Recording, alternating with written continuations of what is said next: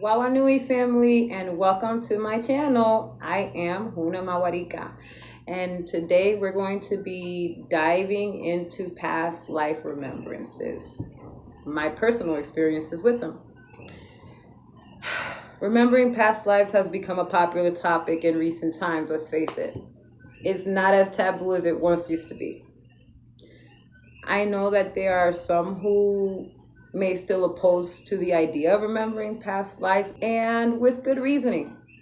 Because if you're not balanced internally within your basic human functions, you can easily find yourself lost in your own perceptions and illusions. And that can lead you feeling rather confused and lost. Though it may not come as easily to everyone, it isn't impossible. For you to venture into your own eternal memory, which we refer to as our Wairua, it holds every bit of our soul's journeys, experiences, including infinite potentials to change your current trajectory. Because as a soul sovereign being, you are not bound to anyone, any contracts, any souls, any perpetual servitudes of any form. It's all just a memory. And you can learn from those memories and choose to experience an alternate path within that memory that will realign itself to the frequency of your personal heart and mind coherence, so to speak. But you are never bound to anything or anyone or any system. You do, however, have the right to experience everything in any way you choose to. And that does include distortions. As a young child, as early as 3 years old, I've had memories of different forms of life. In fact, not only did I have memories, but these different forms of life would actually materialize within my reality. And feeling, seeing, and communicating with these other forms of life became part of my physical reality. You know, one of my earliest memories was telling my mother, my siblings, my teachers, and even friends that this world was fake and that we were being tricked and manipulated. I was saying this all along, like at a very, very young age. And when I was 9, when I finally saw the movie, The Truman Show, I told y'all, I told you guys I wasn't lying. Looking directly at my brother, my older brother. And he looked at the movie. And he looked up and started screaming, "Help! Someone get me out of here! Y'all ain't paying me enough to be this girl's brother." So, yeah. Fast forward 28 years later.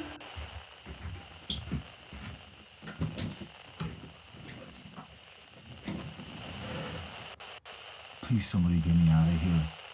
You guys ain't paying me enough to be this girl's brother. Make it quick. That was my big brother Ricky. True 70s baby at the core. Now back to the story. You can imagine these experiences shaped my understanding of the world and my place within it at a very, very young age. Because my remembrance wasn't coming from my brain. It was coming from an open heart of an innocent child at that.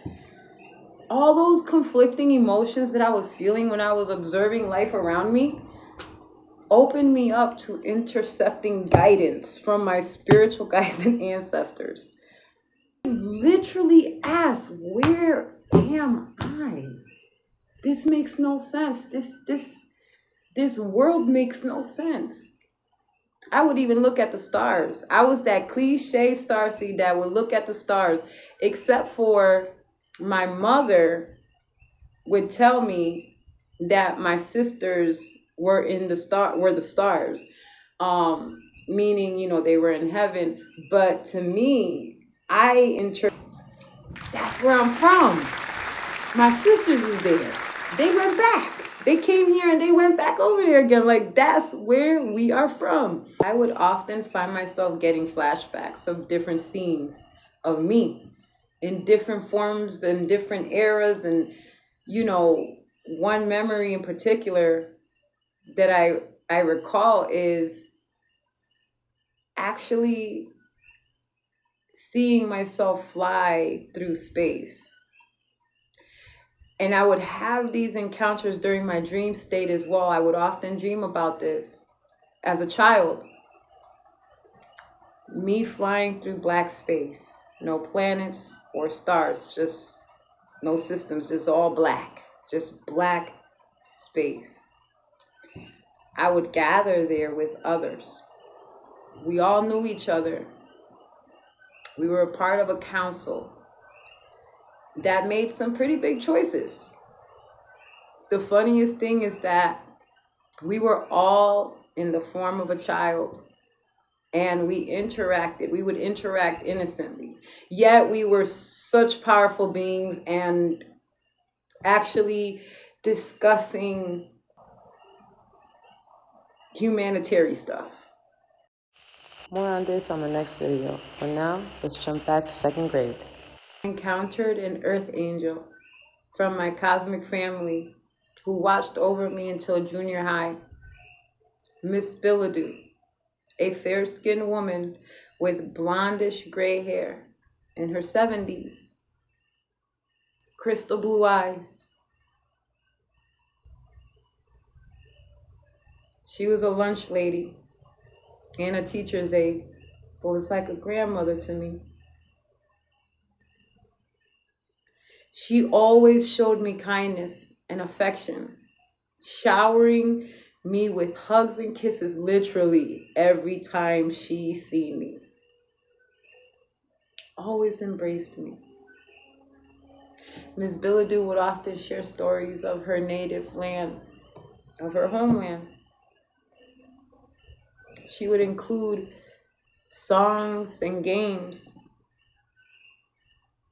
I remember her teaching me a specific song, and I remember playing with sticks, and then she would also teach me to do it with my hands. These songs and games all came from her native land, which was New Zealand. But I remembered her, and we would be the, you know, regular. It wasn't like a teacher student. It was more like a grandmother, granddaughter. / activation. So I reached out to one of my dear Huna sisters, who also is native to New Zealand. Huna Hasamatere. I gave her what I did remember of the song, and she immediately knew which one it was and replied, "E Papa Wairai," along with a link to the song. Here's where we bring it all back full circle again, family. As I'm tying up the releasing of this video, I decide to look up the overall meaning of this song, which also has Lemurian codes of Wairua. And this is what came up. E Papa Wairai is a popular Maori song that speaks of love, longing, and connection to one's homeland. Uh-oh. Not the mookie. The lyrics describe the beauty of nature, express sentiments of love and nostalgia There they go. for a loved one who is far away. The song is often performed as a way to express cultural pride and celebrate the Maori heritage.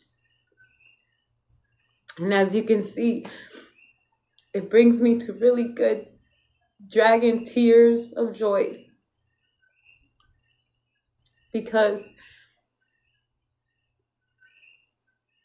the fact that I had that experience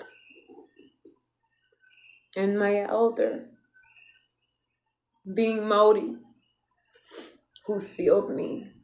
Strong confirmation. A culture who's preserved much of the ancient Lemurian ways. To have had that song and that experience presented within that moment. Those moments, engaging with another divine individual who also has many forms. You see, it took me a while to put the pieces together. And then I just kept remembering. And then it was just remembering one thing after another, after another, after another. I choose to remember, because remembering helped me find my way back home, realigning me to my cosmic and ancestral roots and tribe. It helped me grow an understanding of my overall purpose and how to embody it. It helped me remember how we got here as a collective, as well as where we're heading to now. It's been a beautiful journey, and this is just part one. So much Wawanui, all-encompassing love for you all. Thank you so much for embarking on this journey with me. Gratitude and love. Peace.